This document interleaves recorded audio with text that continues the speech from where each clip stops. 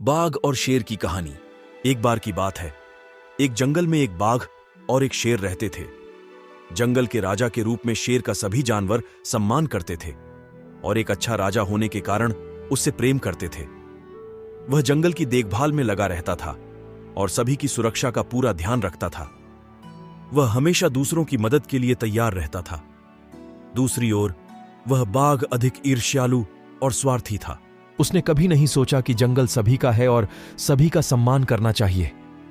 उसे लगा कि वह जंगल का सबसे अधिक शक्तिशाली जानवर है। उसने शेर को चुनौती देने का निर्णय लिया और सभी जानवरों को अपनी शक्ति दिखाने का प्रयास किया। एक दिन शेर बाहर शोर सुनकर अपनी मांद से बाहर निकला, जहां बाघ जोर जोर से चिल्ला रहा था। वह जाकर बाघ के सामने खड़ा हो गया और दहाड़ते हुए बोला, तुम मुझे क्यों परेशान कर रहे हो? शेर ने बाघ से पूछा, जंगल का राजा होने के नाते मुझे सभी का समर्थन मिलता है और मैं हमेशा सभी की भलाइयों के लिए काम करता हूं, परंतु इसका मतलब यह नहीं कि आप मुझे जोर जोर से चिल्लाकर परेशान करें। बाघ ने गुस्से में कहा, तुम सबके राजा हो, लेकिन मैं भी तुमसे कम नहीं हूं और मुझे भी पूरी आजादी है। मैं तुम्हारे कहने से यहां से नहीं जाऊंगा और जितना चाहे उतना चिल्लाऊंगा। इस पर शेर ने कहा, देखो, यह जंगल सबका है और इसमें हर किसी का अपना हक है, लेकिन तुम्हें किसी को परेशान करने का अधिकार नहीं है। बाघ ने जवाब दिया, जंगल में मुझे जो चाहिए वह मुझे मिलना चाहिए, चाहे तुम मेरे खिलाफ हो या मेरे साथ।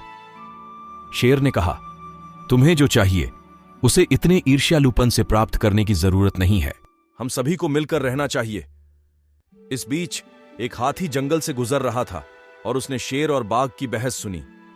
हाथी ने बीच में कहा कि झगड़ा बंद करो, मुझे बताओ समस्या क्या है। शेर ने कारण बताया और बाघ अपनी बात पर टिका रहा।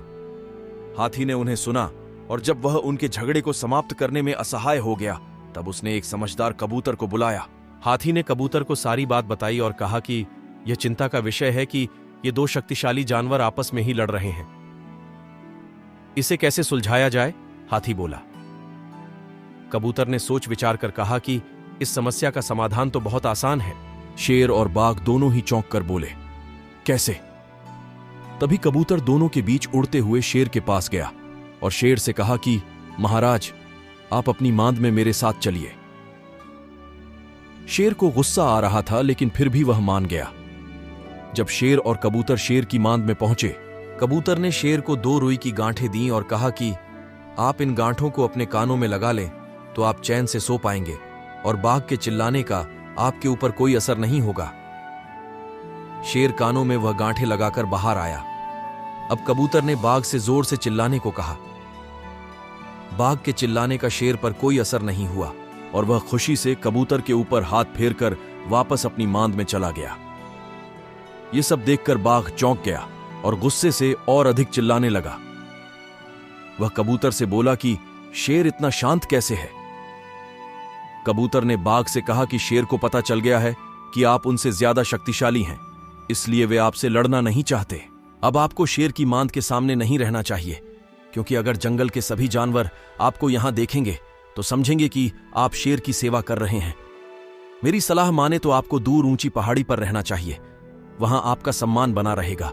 बाघ को कबूतर की सलाह अच्छी लगी और उसने भी कबूतर के ऊपर प्यार से पंजा लहराया और दूर पहाड़ी की ओर चला गया। कबूतर ने समझदारी से इस समस्या का समाधान किया, जिससे जंगल को शांति मिली। कहानी से सीख, हमारे पास जो कुछ भी है उसके लिए हमें हमेशा आभारी रहना चाहिए और कभी भी किसी की सफलता से ईर्ष्या नहीं करनी चाहिए। इसके बजाय हमें चतुर कबूतर की तरह बनना चाहिए और अपने जीवन में बुद्धिमानी से निर्णय लेना चाहिए।